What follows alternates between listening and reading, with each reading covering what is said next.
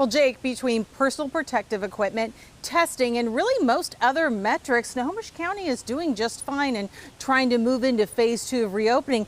The problem comes when it has to deal with new cases being reported. They still have too many new cases of coronavirus here in the county.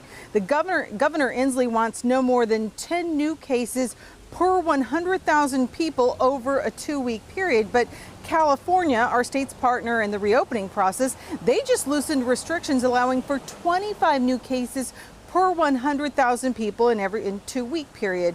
The Snohomish County health officer believes everything's in place to move in the right direction and suppress transmission of the virus.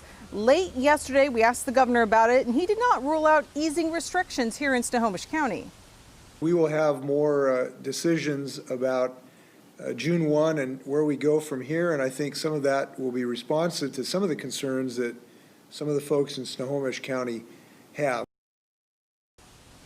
Well, later this morning, there will be a special meeting with the county health board where they will make an official vote to try and get this variance from the state. And interesting note, just a few days ago, the county said it wasn't quite ready to take this step, but they got an emergency funding package in place from the county council, and they say they are now in a position to move forward and safely start doing some of these reopening measures and start getting people back to work.